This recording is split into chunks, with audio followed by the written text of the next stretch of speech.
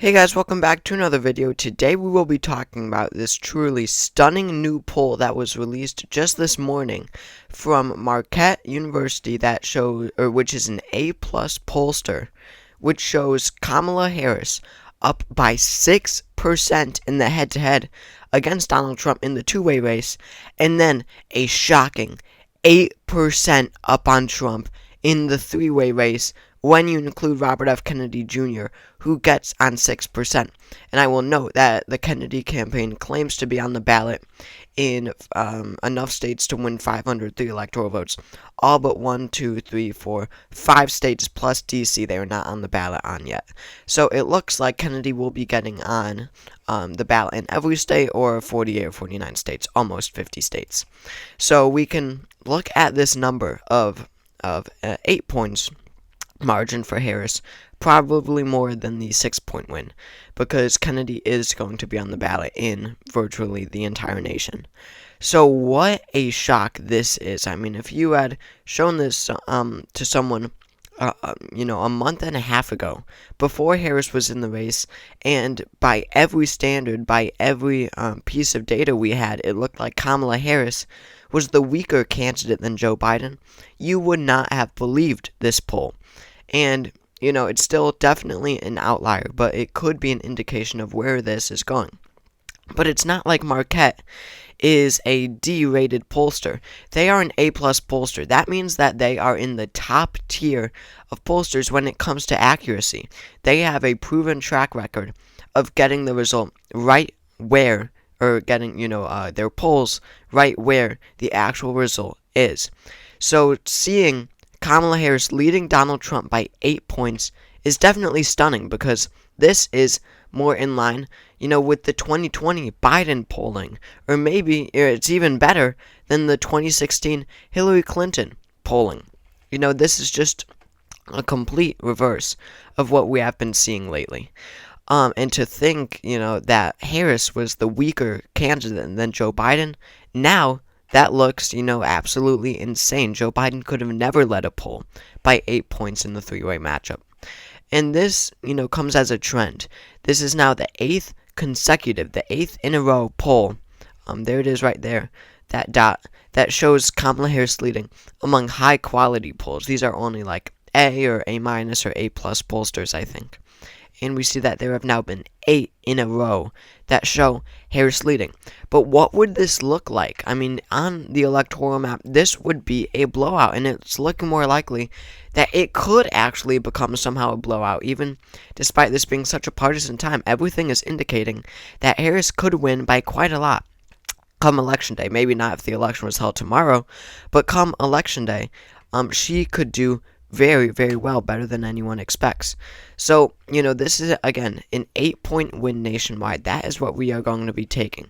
Now, Joe Biden in 2020, he won the Electoral College, but he won the popular vote by 4.5% in 2020. So what would a 3.5, if she's winning the popular vote by 8 now, what would a 3.5 shift to the left, towards the Democrats, towards Harris, look like from 2020?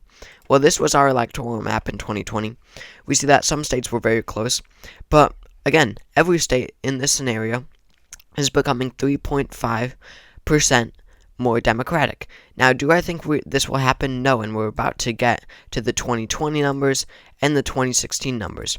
But still, let's just take a moment to look at how this would play out. I mean, it would be a more Democratic map than it was in 2020, which is just so hard to comprehend, that it could actually happen. So taking some, states like Kansas and Nebraska's first, those remain likely states, of course. And then we've got a state like Iowa, which now becomes in the lean margin. Ohio falls under the lean margin because it falls under 5%. So we see that, these states that were pretty strongly for Trump now become quite battleground states. We see that Texas becomes a lean state. That's a very narrow margin for Donald Trump there in Texas. We've got Maine's 2nd district that falls under a lean margin now. You got, moving on to the Democratic states now, you've got a state like Arizona now become a lean state, and you've got Nevada become a likely state. I mean, this is what happens if you shift even 2 or 3 points to the right. It's a small amount of votes when it comes to percentage, but it really does have such electoral implications when you go state by state. You go to Minnesota, that of course remains a likely state. Basically all the likely states remain likely as well. Virginia remains likely, New Hampshire, Maine as well. You've got Colorado, which becomes a safe state for the Democrats. That's something that we weren't expecting. You've got New Mexico as a likely state, of course. And then you come to 6 battleground states now in this scenario. And you've got Georgia, which becomes a lean state now, of course. All of the blue wall states, I believe, or Wisconsin does become lean. Again, that went for Biden by 0.6. Then you've got Michigan, which does go to Harris by a likely margin now. That's so weird to see in such a battleground state. And then you've got Pennsylvania, which becomes almost a likely state, just under a likely state, but a lean state. And then you come to 2 last states, North Carolina and Florida. These were the 2 closest states that went to Trump in 2016. So what does that mean? North Carolina voted for Trump by 1.3. If Harris gains 3.5, then she will win the state of North Carolina by a lean margin. You've got Florida, voted for Trump by 3.4. If Harris can gain 3.5, then she wins the state of Florida by 0.1%. But regardless, she wins all of the state's 30 electoral votes. So this would be a blowout. Now, do I think this will happen? Of course not. South Carolina is likely, by the way, as well as Indiana. But in Missouri, I think, in Montana. But would this happen? No, probably not. In these partisan times, Florida, 0% chance of going Democratic in 2024. 0% chance it's not going to happen. North Carolina, 90% chance Trump wins it. But, could we see some resemblance of the 2020 map at least? Maybe no flips, but with an 8-point win nationwide. I mean, this would be the map. But if it gets somewhere near an 8.5 win, it would be looking something like the 2020 Biden map. And it's really stunning now. Democrats have been on the defense here for, quite a number of months. They have been the underdogs, right, where Trump is leading nationwide. So to see polls now in an area where they are now matching the Hillary numbers, right, at this point, August 9th, or August 8th, in 2016, Hillary Clinton led by 7.2. Now, Harris is doing better than that if you include Robert F. Kennedy Jr., if it is a 3-way matchup. Harris is outperforming that number.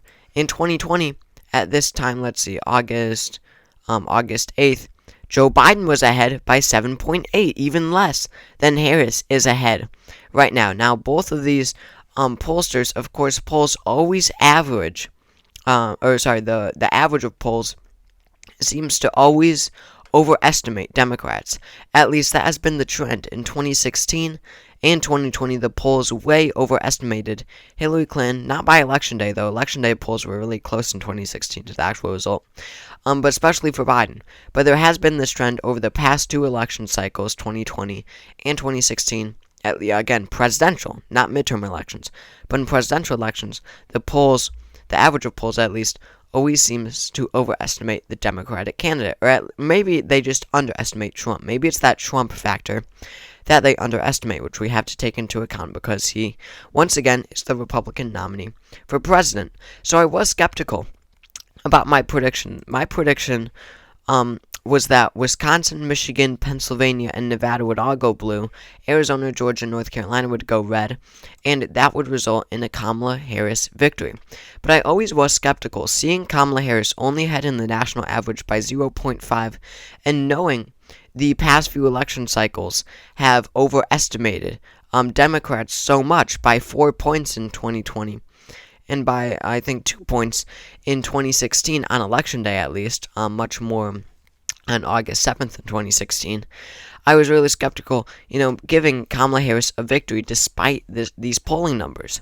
But if Kamala Harris can start to poll, close to 6%, close to 8% regularly, then I absolutely believe that Kamala Harris will win those states. And I would probably add Arizona and Georgia and maybe Arizona at some point, and maybe some other states at some point into that mix as well. So truly stunning numbers. If Harris can win some, by 6 points nationwide, that is an easy victory for her. If she can win 8 points nationwide, then we're looking at North Carolina and Florida flipping an absolute blowout. Just such a shocking turn of events in these past few days with Harris as the nominee. Democrats absolutely made the right choice, apparently. And, this will way boost Kamala Harris in the aggregate of polls now. Her trend is going to go way up. And, Republicans, conservatives, people who are supporting Donald Trump, I think that now the panic is really starting to set in because Donald Trump needs to do something to reverse this trend. So thank you all for watching this video. If you enjoyed, make sure to subscribe down below. We're trying to get to 10,000 subscribers before Election Day, so subscribing helps me out a lot. Again, thank you all for watching, and I will see you all next time.